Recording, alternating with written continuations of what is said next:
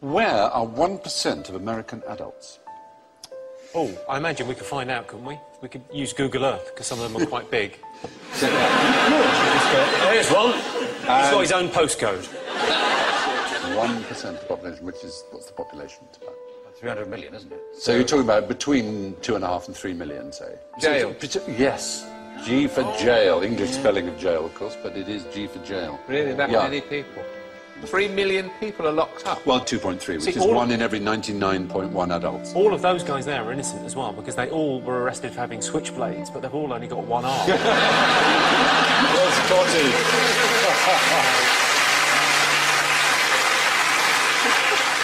Proportionally, Americans in prison, more than twice as many as South Africans, more than 3 times as many as the Iranians, more than 6 times as many as the Chinese. No society in history has imprisoned more of its citizens than the United States of America. We're doing pretty well, though, don't we? We sort of top the European League. We're ahead of China, Turkey and India. Yes. Yeah, with 148 prisoners per 100,000. It's the 3 strikes and they're out. That's been really the problem, yeah. I mean, a legal system based on baseball just seems bizarre. Yes. What, we don't seem to understand the law. It's all very complicated. What's simple? What do people like? Baseball. Right then. Here's the rule. 3 strikes and you're out, yeah. Mental. What it means is if the first 2 strikes, the first 2 crimes you're convicted of are serious enough, the third one, no matter how trivial, will get a life sentence, 25 years or more. So, for example, Leandro Andrade is serving 2 consecutive 25-year terms for shoplifting 9 videotapes. Or... He took 9? Yes. Kevin Webber, 26 years for stealing 4 chocolate chip cookies. It's astonishing. It's really stupid, isn't it? Because if you know you're on this sort of deal... Yes.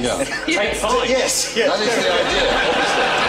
Do another murder. Do a bank job. There's no point... There's no point doing anything trivial. If No, you're I know. going to get caught. It is a bit bonkers. But the racial numbers are a bit worrying. And the gender numbers, it's 1 in 30 men aged 20 to 34 is behind bars.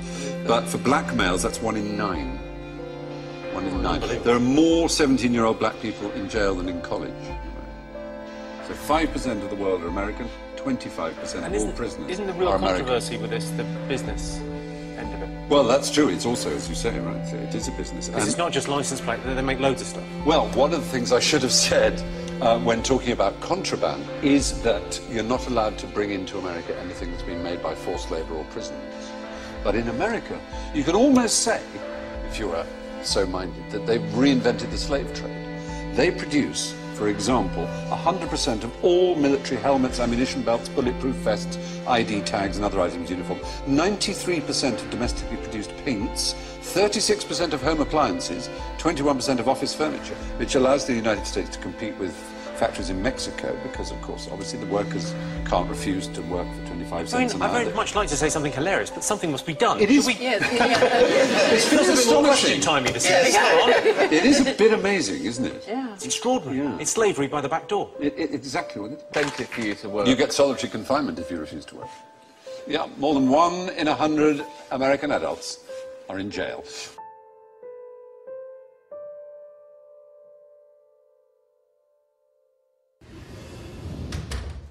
Have you heard this idea about the Robin Hood banker's tax? Yes. It's a sweet little idea, taxing the banks to help the poor, but I don't think it'll work. It's very complicated and would be very tough on the banking sector. Which has just been given billions of pounds of taxpayers' money to keep it going.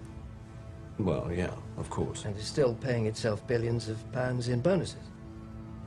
Yes. So the tax is a charge on all bank transactions that don't include members of the public. Bonds, derivatives, currency, speculative stuff. Is that right? Yeah, something like that. Very complex. So the bankers would give how much from each deal they do? 25%? Well, no, not that much. 10%? No. 5%? No, not 5. More or less? Slightly less. What, 1%? Not quite. Half of 1%? No. 1/10%? No. Half of that. They give around 0.05% of every deal. Yeah, that's about right. And sometimes it'd be even less. That doesn't sound like a lot to most people. No.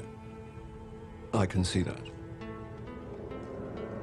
And how much would it raise to help people at home and abroad?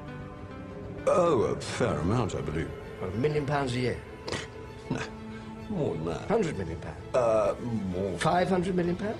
Well, £1 billion? no, it's slightly more than that, I'm told. 10 billion pounds? More. 50 billion pounds? Yeah, that sounds about right. In fact, I believe it's likely to be more than 100 billion pounds. Could be double that. Could be more than double. Yeah, possibly. Right. So let me get this clear. A tiny tax on the banks could raise billions of pounds every year to help save lives in the poorest countries, fund crucial action against climate change around the world, and help avoid cuts to crucial public services in this country. Gosh. Well, yeah. That is about the, some of it. I don't know. Perhaps it's, quite a good idea.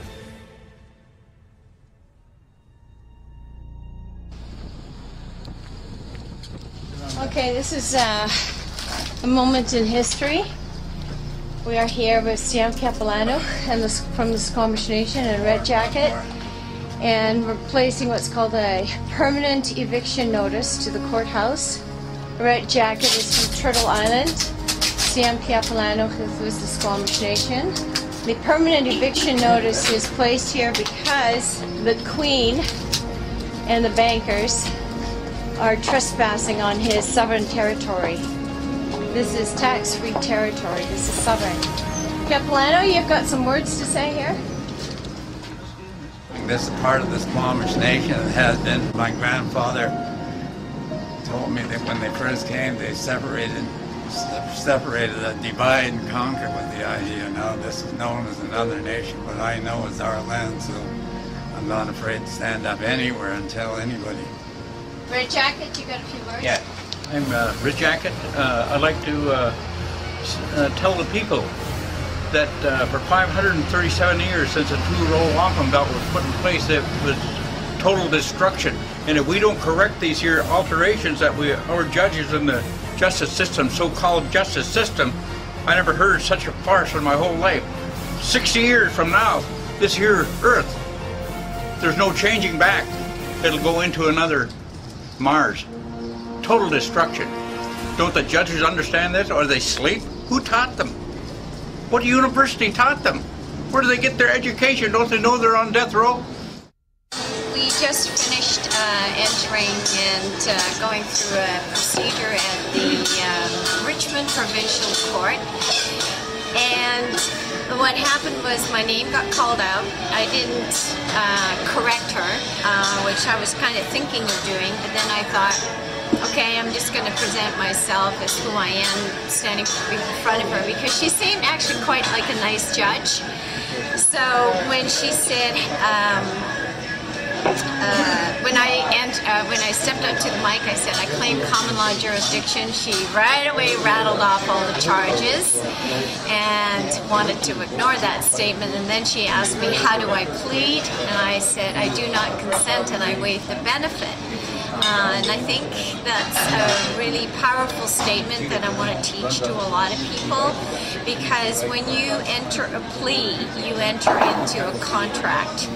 Whether it's guilty or not guilty, it is their way of saying you have understood the jurisdiction that they want you to respond with. And the guilty or the not guilty is something that you actually perjurize yourself with. So when I said I do not consent, meaning I do not consent to you making any legal determinations against me, I do not consent to your jurisdictional claims against me, and I do not consent to contracting with me. Quite final with that. And because I had claimed common law jurisdiction at the beginning of my statement to the judge, she realized that I knew what I was doing, and she dismissed the case right away. So I'm really, really pleased with the outcome.